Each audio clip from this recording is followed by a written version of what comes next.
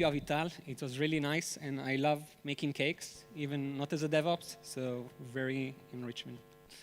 My name is Itiel Shwartz. I'm the CTO and co-founder of Komodor. We are the first Kubernetes native troubleshooting platform.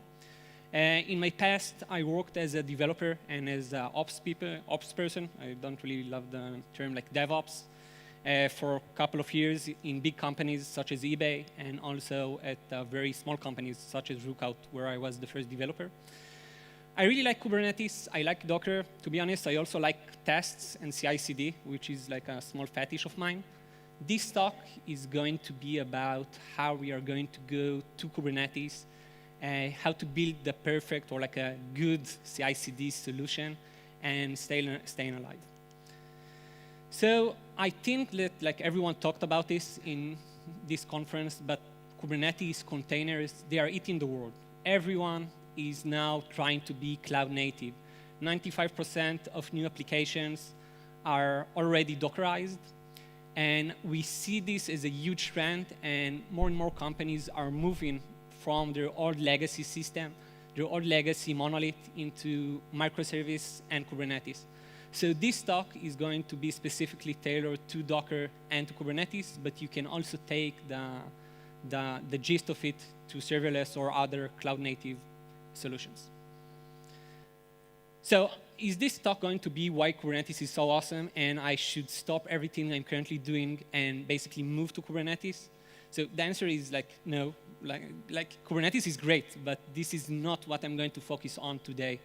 What I am going to focus on is how we are going to move to Kubernetes, how to migrate your existing CI/CD tools and solution to this new area, to the cloud-native area. So I know that Kubernetes, again, like looks really great, but it has its downside. And the main issue with Kubernetes is the fact that it looks so easy to get started.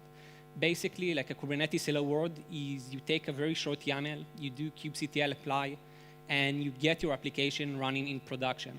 So it looks very easy to get started, but the main issue with that is that people just move their existing legacy code into production, into like Kubernetes, without really thinking about migrating the CI/CD solution, the monitoring solution.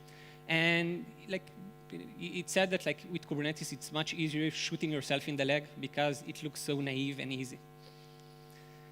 So what we're going to talk to you today is we're going to first start with the monolith, basically do a little bit of like a history review of the past days without Kubernetes. Then I'm going to talk a little bit about the new challenges, the new issues coming with the move to Kubernetes and microservices. Then I'm going to talk a little bit about the ideal, what are we aiming for and why are we aiming together. Then I'll give a couple of real tips and tricks from my personal life and the companies I used to work and Komodor on how to do it successfully. Then we're going to talk a little bit about cheating, how I can do something even without spending a lot of time on building the perfect CI/CD solution. And then I'm going to conclude. So first of all, I'm going to talk a little bit about the past because we need to know our past in order to move forward. I think that the monolith had a lot of issues with it. Basically, it was for those of you who don't really know monolith because you started when everything was Dockerized and with microservices. In the old days, you had your very big application. Deployment took between a couple of hours to a couple of days. You had one single pipeline that tested the monolith, and usually you also had a step for a QA or something like that to check before moving into production. But even the monolith had a lot of issues because it was hard to deploy. It was hard for certain teams to move fast while the other teams are lagging behind. It had one very big advantage, and that is it had only one single pipeline. It was very clear what changed, like what changed, the monolith just changed. And it had years of experience of DevOps, IT people, developers, who was used to working with that Jenkins or the other like legacy systems in order to test it and in order to deploy to production.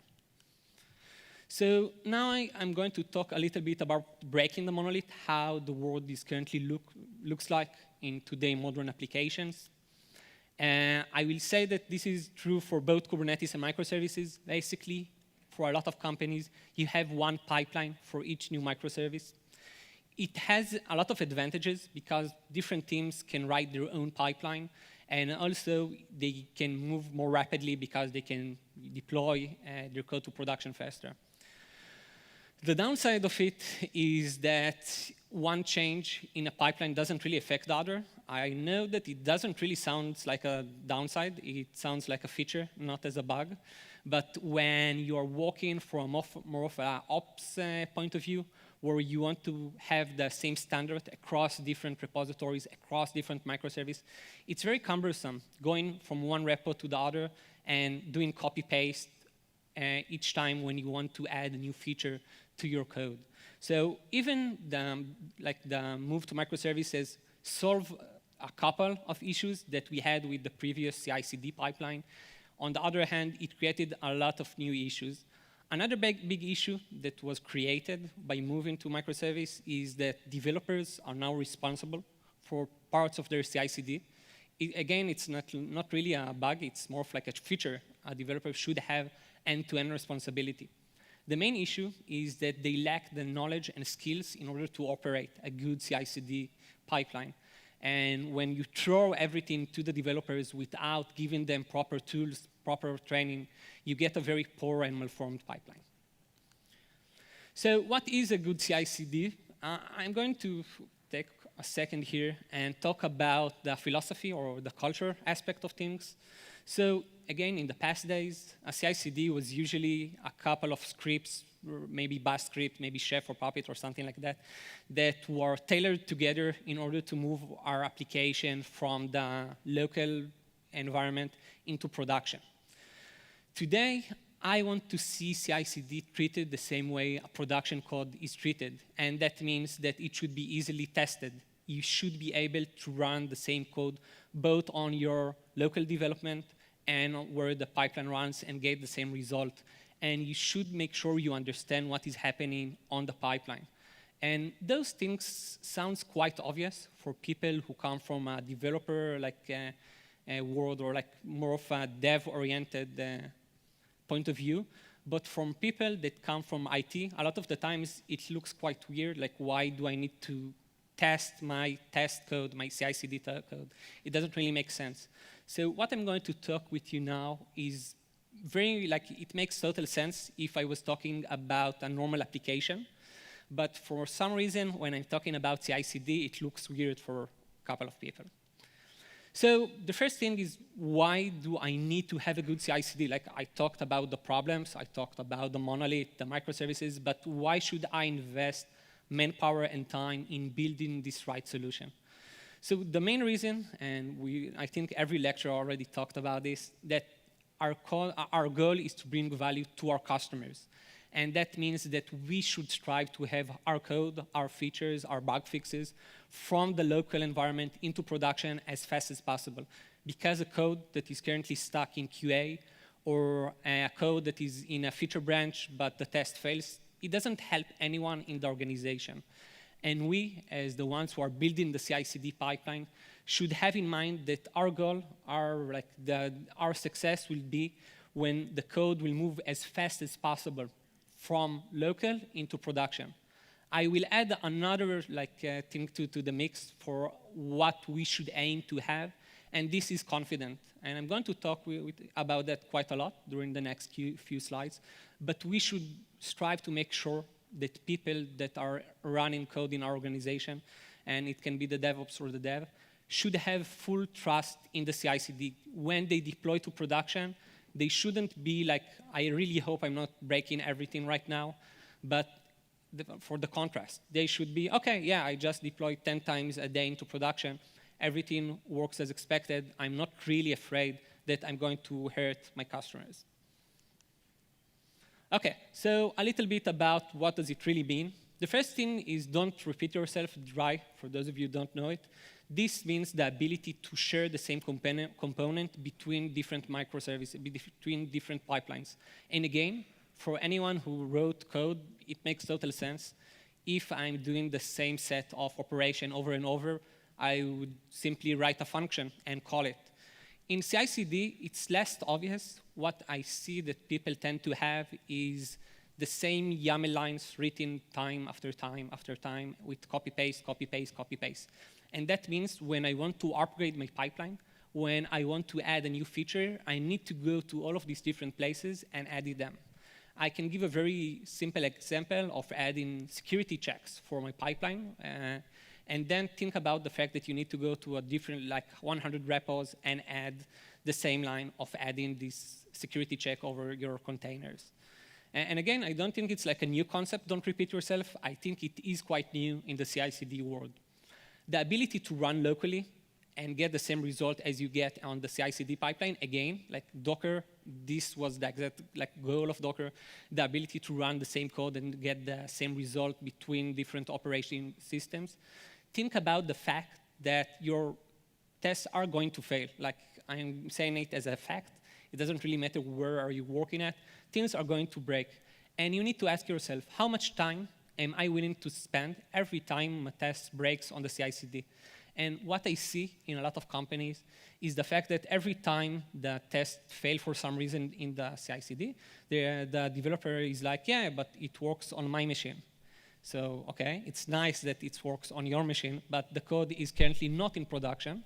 And we should make sure that the feedback loop, once you have a failed test, to the minute that you understand why it failed and fix it, should be as minimal as possible.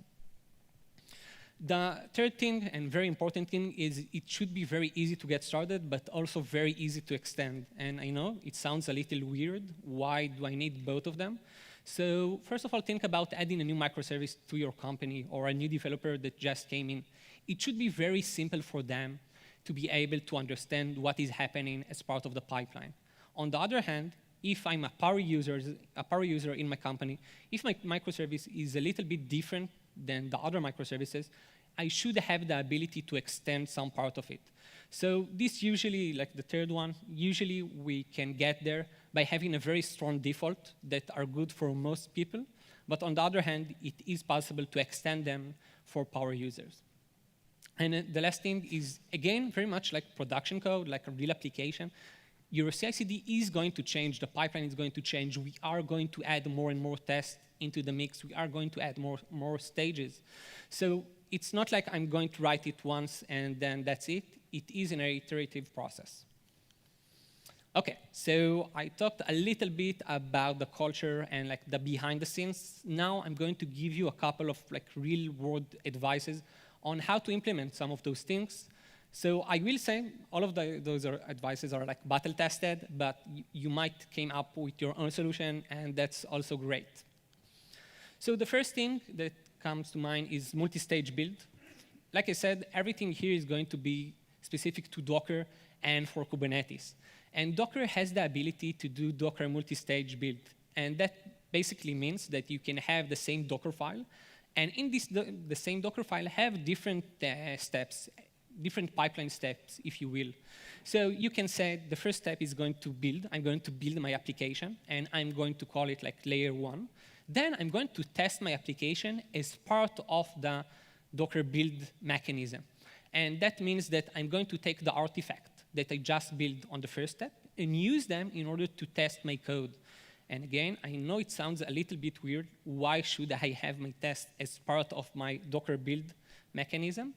But because Docker is so great in making sure the same thing runs both on the local environment and in production and on the CI/CD, it makes total sense to use the same capabilities in order to do our test in a very easy way.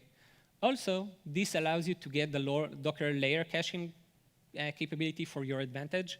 And that means that if nothing changed, then the test layer is also already cached, and the CI/CD will just be faster. So that basically means use the Docker build as a mini pipeline, usually for unit tests, in order to rapid the speed process and the build process. OK, but I'm sure now you're asking yourself, OK, like it's very nice for unit tests, but my application is super complex. I can't have everything as part of the Docker build. I need database. I need other microservices. I need a lot of different things in order to test my application properly. And like I totally understand you. And this is why I recommend using Kind. Kind, for all of you who don't know it, it means Kubernetes in Docker. It is the ability to run a full Kubernetes cluster on top of a single Docker image. And this allows you to take your same architecture that you have in production, or a very similar one, and to have it as part of your CI/CD code. Think about every time you are doing a branch check that you are deploying a full application into your cluster, and in this case, the cluster is simply one Docker image, and test on top of that cluster. So I know that a lot of people, and we also started by doing the same integration test using Docker Compose, which gives you a very nice solution for getting started. But as your application grows more and more complex, and as you move more and more into Kubernetes-specific and tailored features, having Kubernetes in order to test your Kubernetes makes total sense, because it's very easy to take the same Helm chart or very similar Helm chart that you're currently using in production and simply use it as part of this test, the test step. I will say it won't really work if you have like thousands of different microservices. It works quite well for anything between a couple to around 100 microservices. OK, so we talked about the unit test. We talked about the integration test. But now let's talk about don't repeat yourself issue and basically where should I run my pipeline. So like I said, Komodor is a relatively new company. We are helping developers to troubleshoot Kubernetes. And when we started, we tried to find like the perfect CI/CD solution for our needs. And we started by trying a little bit of Jenkins that all of us already know. We played a little bit with Circle CI. And I will say that all of those like solutions are quite good. I know that JFrog also has one. We ended up using Buildkite, mainly because Buildkite is a CI/CD solution that allows you to host your own agent, basically. They don't have a SaaS offering. But more than that, with Buildkite, you can have your pipeline as a Python code instead of basic YAMLs. And by moving from YAML into code, you can do things like for loop or calling a function, things that make total sense like in a developer standpoint. But again, for like a CI/CD solution, they are usually YAML, and you can't really do those sort of things. Jenkins has its own Groovy pipeline that allows you to do similar things, but they are hard to use. So in Komodor, we use Buildkite. We run all of the worker on top of our Kubernetes cluster. Again, we are leveraging our knowledge and experience of Kubernetes in order to make the build process more fast and efficient. By also using the Python pipeline to make sure we are not writing a lot of code every time we add a new capability or add in a new microservice. The last thing, or the last practical advice I'm going to give you is use feature flags. So feature flags is a little bit like cheating. So for all of you who don't know feature flag, it's the ability to open a part of your application for a specific number of user, organization, segments, and so on. And this allows you to go take your code from the local environment into production, open it up only for the test mechanism or only for your organization, and be able to test it very rapidly. So what we see in Komodor is that we take feature that we are not really sure that works perfectly. We move them to production, but we open them up only for Komodor because we are eating our own dog food. And this way, you can go from local code into production in a couple of hours. And you don't really need to be afraid that you're going to hurt the company SLA or like KPI because this thing is open only for a specific set of users. So feature flags is like a cheating option because maybe you do a fast track only to check that your code is running well on production. It's not like the normal CI/CD solution because a lot of the times feature flags don't really include tests. It depends. But it does allow you to move fast. And like I said, the game here is to move fast from the local environment into production. And if I can go and move to production, test things, find out that I have issues without going like the full circle, just so the developer can develop faster, it's great. I will say, even if you are using feature flags, make sure you know when the feature flag is open and closed. So by accident, you don't open something for the rest of your users without you being ready. OK, so the last thing is the ability to deploy together and revert together. It's not really like a CI/CD thing, or more of like a real production issues that we encounter for a lot of our customers. Like microservices should be completely independent. And in general, I advise you to make sure that your application don't really have dependency between both of them, or like all of them. But in the real world, what we see is that one application affects the other microservices, or the other application. And once something like that happens, when team A is deploying a new code into production, but team B doesn't really know that team A just deployed and team B has its code breaking in production, it is very hard, A, to detect, and B, to go back in time, because no one really knows what is currently running, what was the good state of the system, and what is the thing that broke the system.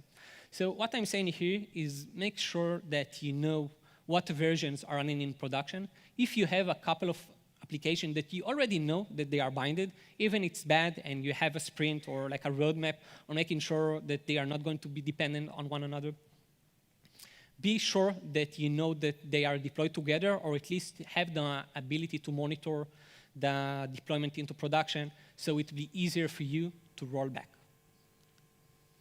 OK, so some final tips. We're using TestCafe, and you can also use Cypress or Testim.io in order to test our code end-to-end. And for those of you who don't know TestCafe or like other end-to-end automation tools, it's the ability to test your code not only from like the API and backend test, but to simulate the customer end-to-end. And by adding TestCafe and TestCafe test to our pipeline, we are able to deploy to production without the fear of breaking something, because a full end-to-end test touch everything, basically. It touches the UI, the database, the backend. Everything is covered by running the full end-to-end test, a full integration test. I know, again, that for a lot of companies, end-to-end tests, or like TestCafe or Cypress or Selenium tests, are something that is more tied to the front-end people, not something like the backend or the developer, like the database engineers need to think about. But by adding the right number of tests, the right number of end-to-end tests, you can gain full coverage of your system every time you deploy to production. And this, we found this very useful in order to make sure that things are not breaking, not only on one part, but across the system. I will say another very important tip is changing and adding your test after you have a major incident or after you are having issues in your production. And again, I can't really stress this part enough, because like I said, you need to have confidence in your CI/CD pipeline. You need to make sure that if your code passed all the tests, passed the integration test, then you don't really need to be afraid. And in order to achieve that, you need to start with a certain set of tests. But every time your test missed something, and it is going to miss something, you need to think, can I add more tests in order to improve it? Do I need to add another part to the test pipeline, making sure this won't happen again? And what we do in Komodor, and what I find as a best practice, is to finish every postmortem that you do after major incidents with the question, why didn't my test picked up on it? And sometimes you don't really have an answer, like the thing is so weird that it's very hard to test, and I don't think you need to add tests necessarily after each postmortem. But I think having this state of mind of making sure that the testing match our real incidents, our real issues, is very important in giving the developers, in giving the organization the trust they need in the CI/CD pipeline. So I'm going to do a quick conclusion of the talk today. CI/CD pipeline is it's not like a set of random script binded together by glue code like it used to be. And I know this was the way that it was for years and years, having a set of bash scripts that run certain machines, certain tests. No one really knows it other than the very expert DevOps or like IT person, and no one can really change it because no one understands Bash good as well as he does. And I will say that spending time, spending the efforts on the CI/CD pipeline is a thing that returns the investment very, very fast.